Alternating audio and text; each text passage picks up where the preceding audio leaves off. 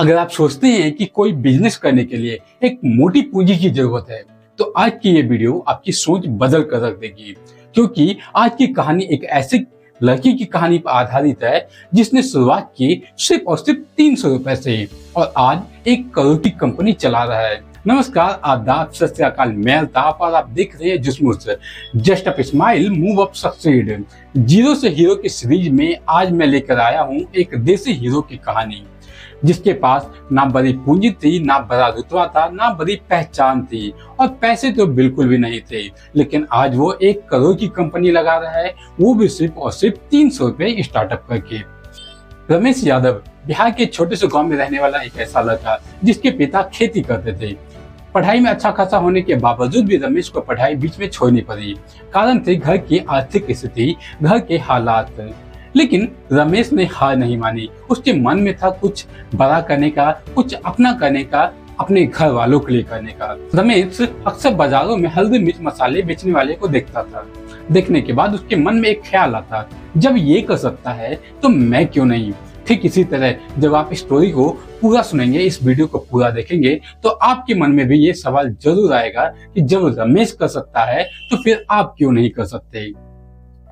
रमेश इस चीज को देखता और नोटिस करता और ये बात हमेशा उसके मन में चलती थी कि जब ये कर सकता है तो मैं क्यों नहीं कर सकता। इसी सोच के साथ रमेश ने एक दिन कहीं से 300 रुपए उधार लिए और 300 रुपए उधार लेने के बाद उसने 2 किलो हल्दी, 2 किलो मिर्ची और एक पुरानी मिक्सर ग्राइंडर मशीन खरीद ली। खरीदने के बाद रमेश ने खुद ही मसाले को पीसा, उसे पैकेजिंग की और अपने गांव के मेले में एक छोटे से टेबल पर उसे बेचने के लिए पहुंच गया। पहले दिन रमेश को सिर्फ और सिर्फ 120 रुपए की कमाई हुई। भले ही ये रकम कम थी, लेकिन उस दिन रमेश को इसके बदले बहुत कीमती कुछ और भी मिला और वो था उम्मीद। जब उसके ग्राहक ने उसे कहा कि तुम्हारा माल अच्छा है, शुद्ध है, कल और लाना। ये उम्मीद रमेश को और हिम्मत दे गई और रमेश ने ठान लिया कि अब पीछे नहीं हटूंगा। इसी के साथ रमेश अब हर सुबह 5 बजे उठता, मसाला तैयार करता, पैकेजिंग करता और फिर निकल जाता बेचने के लिए। ना कोई डिलीवरी बॉय, ना ही कोई वर्कर, जो था खुद रमेश से था। कई बार रमेश को नुकसान भी सहना पड़ा। पैकेजिंग फट गई तो कभी मसाले बारिश में भीग गए। लेकिन रमेश के मन में एक बात घर कर गई, ग्राहक को क्वालिटी चाहिए थी और वो क्वालिटी रमेश दे रहा था। धीरे धीरे रमेश ने अपना लोगो बनाया। लोगो बनाने के बाद व्हाट्सएप ग्रुप बनाए और लोगों को व्हाट्सएप से जोड़ा और ऑर्डर लेना शुरू किया। अब रमेश को गांव के बाहर से भी ऑर्डर मिलने लगे। आज रमेश के पास अपनी मसाला ग्राइंडिंग यूनिट है और 4 गांव में इससे सप्लायर भी है।